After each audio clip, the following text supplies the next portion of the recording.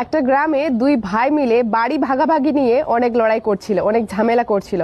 পাশে দাঁড়িয়ে থাকা বাবা তাদেরকে লড়াই করতে দেখে অনেক মুচকি মুচকি হাসছিল। এই মুচকি মুচকি হাসা দেখে দুই ভাই তার বাবাকে জিজ্ঞাসা করলো যে, বাবা, আমরা তো লড়াই করছি, তুমি আমাদেরকে দেখে হাসতেছো কেন?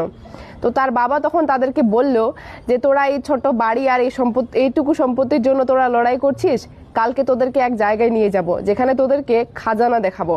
তো কথা মতো তার পরের দিন সকালবেলা তার বাবা দুই ছেলেকে নিয়ে একটা গ্রামে পৌঁছে গেল। সেখানে অনেক পুরাতন আর অনেক বড় একটা বাড়ির সামনে গিয়ে তারা দাঁড়ালো। আর সেই বাড়িটাকে দেখে তার বাবা অঝোর কান্নায় ভেঙে পড়ল। তার বাবার কান্না দেখে দুই ভাই বলল যে, তুমি এই বাড়িটা দেখে কেন কান্না করছো? তখন তার বাবা বলল যে, এই বাড়িটাতেই তোদের শৈশব কালটা কেটেছে, এখানেই তোরা খেলে কুদে বড় হয়েছিস। আর এই বাড়িটার জন্য আমি এককালে আমার দাদার সাথে অনেক ঝামেলা করেছিলাম, অনেক মারামারি করেছিলাম, কিন্তু শেষ পর্যন্ত এই বাড়িটা আমার হয়েছে।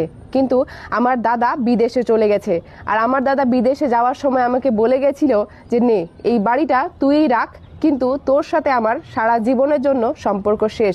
তারপর থেকে আমি আমার দাদাকে আর কখনো দেখিনি। আমার দাদার সাথে তারপর থেকে আমার আর কোনো কথা হয়নি। দাদার সাথে লড়াই করে এই বাড়িটা তো আমি পেয়ে গেছি, কিন্তু দেখ, এই বাড়িতে এখন আর কেউ থাকে না। এই বাড়িতে এখন পায়রার বাসা আর ঘাস জন্মে গেছে। এই বাড়িটার জন্য আমি আমার দাদার সাথে সব সম্পর্ক নষ্ট করে দিয়েছিলাম। আর তোরাও ঠিক একই রকম ভাবে এই বাড়ির জন্য আর এই সম্পত্তির জন্য দুই ভাই মিলে লড়াই করছিস। এই সম্পত্তি আর এই বাড়ি কোনোদিনও তোদের থাকবে না। তোরা শুধু ভাই ভাইয়ের সম্পর্কটা নষ্ট করে ফেলবি। দুই ভাই নিজের ভুল বুঝতে পারে এবং বাবার কাছে ক্ষমা চেয়ে